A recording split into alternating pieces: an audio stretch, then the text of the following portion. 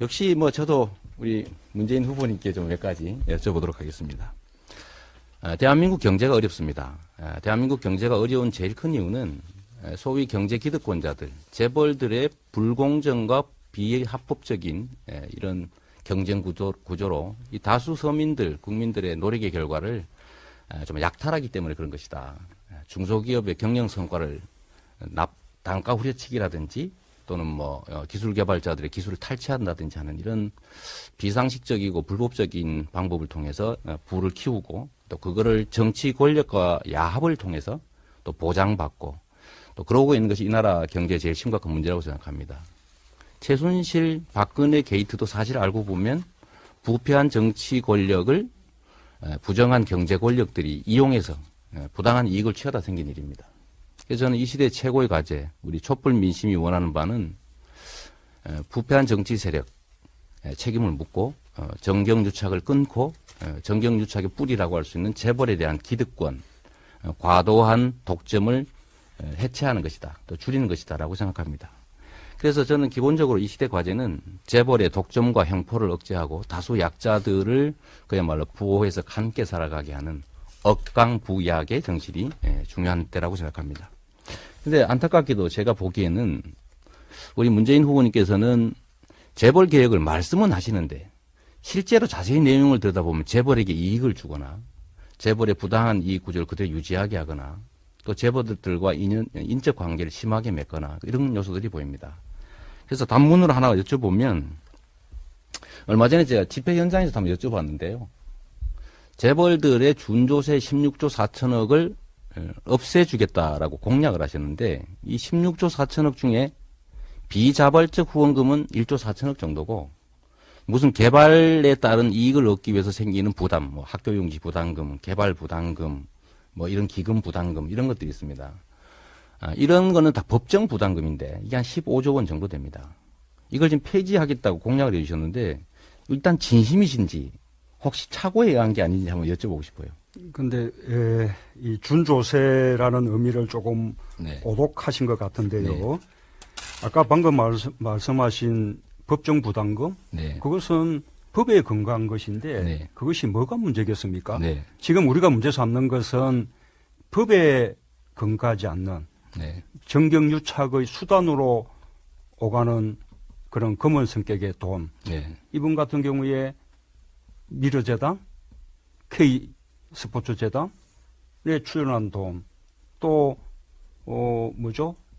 청년희망재단 이런 데 출연을 강요당한 돈, 또는 전국 곳곳에 이 창조혁신센터 만들면서 재벌들에게 하나씩 떠안겨서 부담시킨 그런 일들, 과거에 일회재단 이런 것처럼 맞으면 퇴임 후를 대비하는 그런 식의 자금을 요구하는 이런 일들을 못하게 막겠다는 것이고, 그 다음에 아까 준조세에 이제 16조는 그런 정도로 금액이 많다는 것을 표시한 것이죠.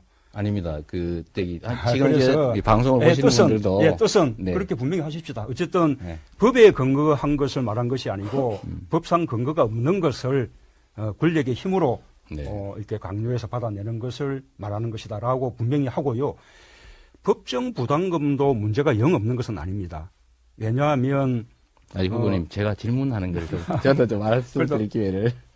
제가 그 점을 동의합니다. 요만만 조금. 왜냐하면 이것도 일종의 세금적인 성격인데 그렇다면 국회의 그 예산 심의 뭐 이런 통제를 받아야 되는 것이거든요. 이 법정 부담금이 그런 통제를 벗어나는 수단으로 이렇게 많이 사용되고 있는 것은 그런 부분들은 다시 한번 좀 되짚어 봐야 될 부분이라고 생각해요. 제가 말씀드리는 것은 그날 후보님 발언하실 때 16조 4천억이라고 콕 집으셨거든요. 그 다음에 정경련이 계속 요구하는 게 법정 부담금과 비자발적 후원금을 합친 준조세를 폐지해달라라고 하는 게 정경련의 민원사항입니다. 근데 그때 문 후보님께서는 비자발적 후원금 1조 3천억을 못 내게 하겠다고 하면 누가 뭐라고 하겠습니까? 근데 분명히 준조세를 폐지하겠다고 하셨고 16조 4천억이라고 했는데 그중에 15조 원은 법에 정해져 있는 개발 부담금, 학교용지 부담금 이런 것들입니다. 이 15조 원을 감면해 주겠다고 공약을 하셨는데 아니라고 하시면 저는 먼저 정리하고 넘어가겠습니다. 예, 예. 아까 그때 표현이 잘못된 겁니까? 분명히 말씀드렸고 네. 뿐만 아니고 좋습니다. 네. 그러면 제가 받아들이고요. 이런 이제 비법정 부담금도 아까 2조 얼마 했는데 저는 아까 그 창조혁신센터를 아니, 알겠습니다. 당긴 저기, 거라든지 예. 이해하겠습니다. 실제로 우리가 파악하지 못하는 그런 것까지 포함하면 훨씬 더 많을 것이라고 네. 생각해요. 일단 이해하겠습니다. 그게 이제 그러면 정경유착의 준조세 예, 문제는 것이죠. 뭐 그렇다 치고 그러면 복지 증대도 하셔야 되고 증세도 필요하시다고 하면서 왜 법인세는 증세 대상에서 빼고 계십니까? 법인세 제가 잠깐 이게 안 보이는 방송이라 좀 그러긴 한데 아니, 대표님 아니, 근데- 의원님만 보시라고 좀 보여드리면 법인세는 거의 늘어나지 않고 있고요. 이 소득세 국민의 세금은 23조 원이 늘어났습니다. 자, 우선 네. 이 근데 부분, 왜 이 부분, 법인세는- 우선 이 부분은 좀 분명히 할 것은 법인세 정세는 우리가 일자리 예산이라든지 복지 예산이라든지 네. 또는 아까 우리 뭐 이재명 후보님의 공약 같으면 기본소득 보장을 하기 위한 재원 대책으로 이야기되는 것이고 네. 그것하고 재벌 개혁은 다른 것이죠. 자, 그 말씀을 우선 드리고 그다음에 저는 또 법인세 정세를 하지 않겠다고 한 바가 없습니다.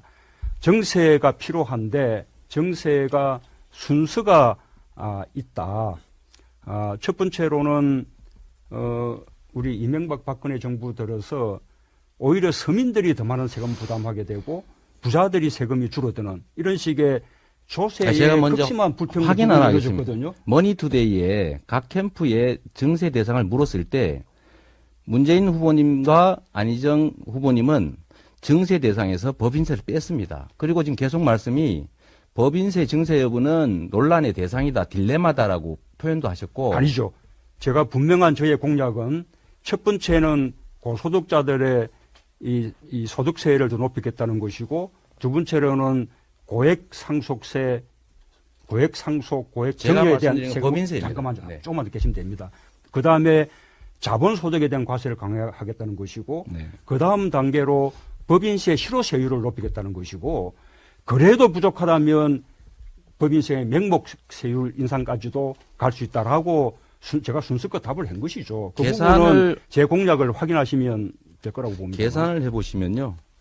문 후보님이 하시고자 하는 각종 정책에 법인세 증세가 없이는 불가능합니다. 한번 언제 기회 되면 계산해 보시고 법인세에 대해서는 분명히 지금까지 언론에 발표된 거나 말씀이나 법인세에 대해서 소극적이신 건 사실입니다. 국민이 판단하겠죠.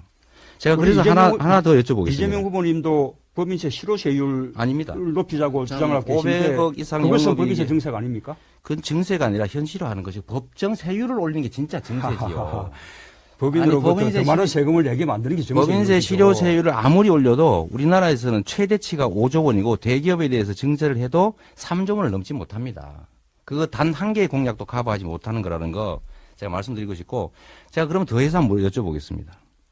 문 후보님은 억강부약에 대해서 좀 어떤 생각을 가지신지 모르겠는데 노동조합이나 서민들보다는 4대 기업 경제연구소장부터 먼저 만나셔서 여전히 대기업 재벌이 한국 경제의 견인차다 이렇게 격려하셨고 또 하나 말씀드리면 이번에 10년의 힘이라고 하는 중요한 조직을 만드셨던데요. 10년의 힘. 거기 보니까 삼성을 포함해서 재벌 기업들 출신들이 거의 상당 부분을 차지합니다. 그중에서 삼성 출신들이 엄청 많던데 이런 것들에다가 혹시 기억하실지 모르겠는데 혹시 이학수법이라고 기억하십니까? 예. 네. 그거 혹시 찬성하셨습니까? 반대하셨습니까? 찬성 반대 입장을 가지지 않았습니다. 네? 그것이 표결에 간 바가 없습니다. 아니 그러면 뭐 발의한 일도 없습니까? 저는 발의에 참여하지 않았습니다. 발의에 참여하지 않으셨죠? 예. 범죄자들의 범죄 수익을 환수하는 것은 자연적 정의라고 보는데 그런데도 참여하지 않으셨고 또 심지어 아까 말씀드렸던 이학수법뿐만 아니라 잠시만. 네 이런 이게 시간이 모든 법안에 모든 국회의원들이 다 발의에 참여하는 건 아니죠. 발의에- 발의는 필요한 숫자만 이렇게 확보되면 발의가 되는 것이고 103명 그 법안에 대한 찬반은 표결 때 이게 표명하게 되는 것이죠. 103명이 참여하는데 문 후보님은 참여하지 않으셨어요. 그리고 전당대회 전에는 참여하겠다고 말씀하셨다가 당대표 되신 다음에 유구무원 하셨습니다. 근데 이런 것들에다가 과거 삼성에 대한 엑스파일 그 특검에 대해서도 역시 반대 의견을 가지시지 않았었나 이런 생각이 드는데 이런 점들을 보면 상당히 서민 다수보다는 강자인 삼성이나 재벌에 대해서 좀 편향적이신 후보가 아니실까 하는 국민들의 걱정이 있습니다. 친재벌 후보 아니냐. 그래도 너무나 지금 중요한 말씀을 하셨으니까 네. 이 답변할 기회는 주셔야겠죠. 네, 그럼 우선은 제가 재계 인사들도 당연히 만나죠. 그러나 또 중수기업 중앙회도 방문했고요. 뿐만 아니라 사회연대 노동포럼이라는 노동자들의 포럼도 대규모로 결성해서 제가 참석해서 저의 노동정책을 네. 다 충분히 밝힌 바도 있습니다. 그렇게 균형 있게 말씀하셔야지 한 대목만 뽑아내서 재계 인사 만나서니 이렇게 재벌 아니냐 이렇게 말씀하시면 곤란하고요. 그 다음에 아까 삼성 그 엑스파일 그 부분은 원주류가 국정원 내에서 이루어졌던 도청입니다. 그 도청 부분에 대해서 검찰이 충분히 수사해서 과거의 국정원장들이 시효가 살아있는 분들은 다 구속돼서 처벌까지 됐었어요. 그런데 그 수사를 하는 그 시기에 특검으로 가자 그러면 그에 대한 검찰 수사가 중단될 수밖에 없는 것입니다. 저는 그 점을 반대했던 것이고 뜻값 부분, 검사들의 뜻값 부분에 대한 특검은 그것은 별개의 문제다라고 제가 분명히 말씀드렸고 그 부분은 자료가 남아있죠. 네, 알겠습니다. 저는 문재인 후보님께서 서민 다수를 대표하는 그런 후보가 되시고 또 친재벌 후보 이런 말씀 안 듣기를 바랍니다만 정책적이나 이런 측면에서 좀 더 많은 배려를 해주셨으면 하는 바람으로 제 질문을 마치고 재계에서는 좀 좋아하겠습니다. 이 질문이.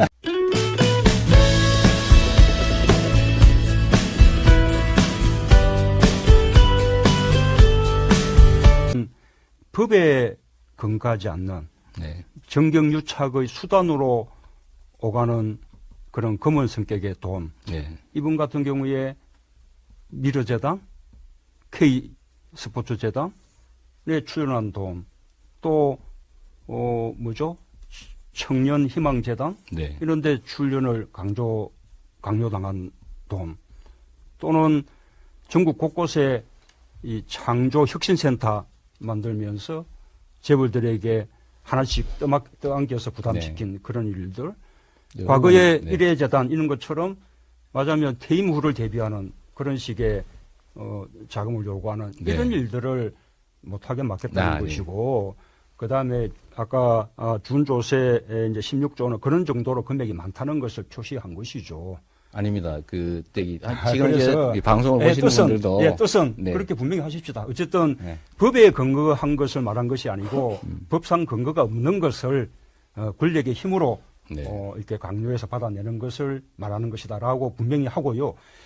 법정 부담금도 문제가 영 없는 것은 아닙니다.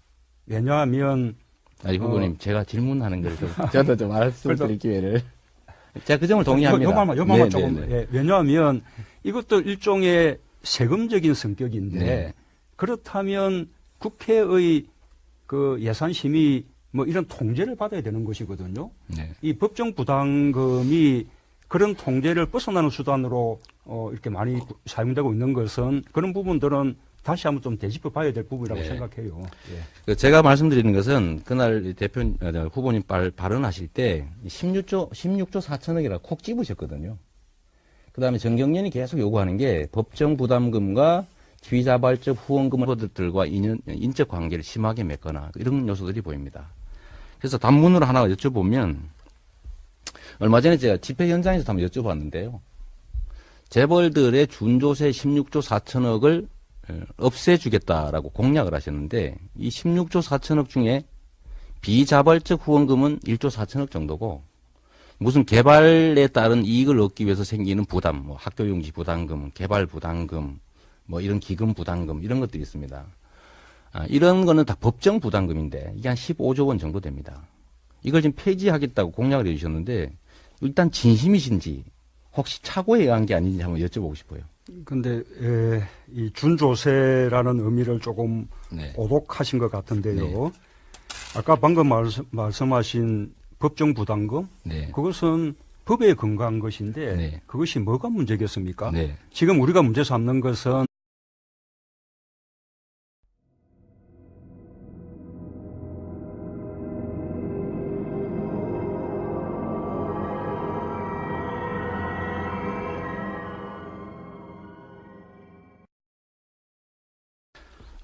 역시 뭐 저도 우리 문재인 후보님께 좀 몇 가지 여쭤보도록 하겠습니다. 대한민국 경제가 어렵습니다. 대한민국 경제가 어려운 제일 큰 이유는 소위 경제 기득권자들, 재벌들의 불공정과 비합법적인 이런 경쟁 구조로 이 다수 서민들, 국민들의 노력의 결과를 좀 약탈하기 때문에 그런 것이다.